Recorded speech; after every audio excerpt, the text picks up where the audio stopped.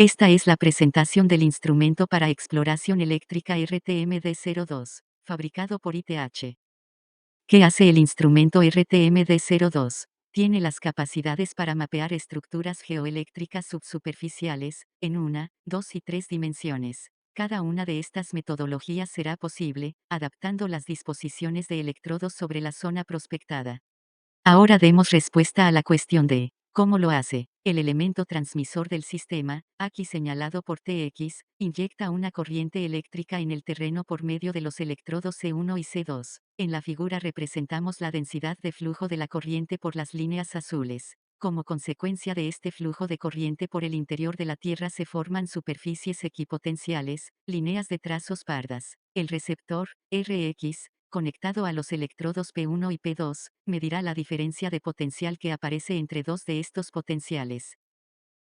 Adaptando nuestro dispositivo de electrodos en el campo para efectuar un mapeo de estructuras monodimensionales, dispondremos estos alineados y con ciertas distancias entre ellos, las mismas que determinarán la profundidad de prospección. Si hacemos que la distancia L sea muchas veces mayor que la distancia A, estaremos midiendo directamente sobre el terreno el campo eléctrico. Este es un dispositivo límite, ya que la distancia A tiende a cero, conocido como dispositivo Schlumberger, el cociente del campo eléctrico sobre la intensidad de la corriente y todo esto multiplicado por el factor K, nos proporciona el valor de la resistividad eléctrica aparente, ρ sub A. Con el RTMD02 podremos efectuar prospecciones eléctricas con fines de determinación de estructuras bi y tridimensionales. Todo dependerá del conocimiento y habilidad que tenga el operario. Podría, por ejemplo, montar un dispositivo dipolo-dipolo, a la izquierda en la figura, para realizar calicatas eléctricas, o plantar una red de electrodos con fines de exploración en 3 dimensiones.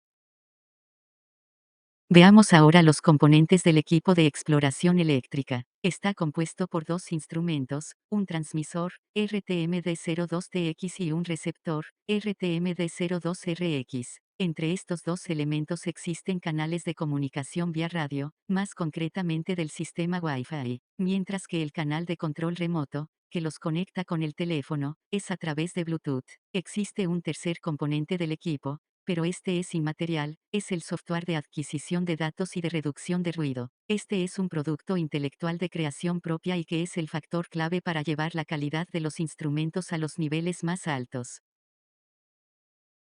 A fin de demostrar la eficiencia del algoritmo reductor de ruido, presentamos un registro real del instrumento receptor en un ambiente ruidoso, figura de la parte superior. En esta apreciamos que existe ruido aleatorio con amplitudes que alcanzan los 2 milivoltios. Bajo las condiciones presentes, una señal eléctrica que tenga valores del mismo orden que el ruido sería imposible de medir con los instrumentos de exploración eléctrica ya conocidos. Luego de aplicar nuestro algoritmo de reducción de ruido a la diferencia de potencial ruidosa, vemos en la figura inferior que la amplitud del ruido ha disminuido en un orden, hasta las fracciones de milivoltios. La parte indeseada de la señal prácticamente desaparecerá cuando se efectúe la promediación de los semiciclos positivos y negativos de la onda cuadrada. Así es como conseguimos leer valores del campo eléctrico inducido con una precisión de 10 microvoltios.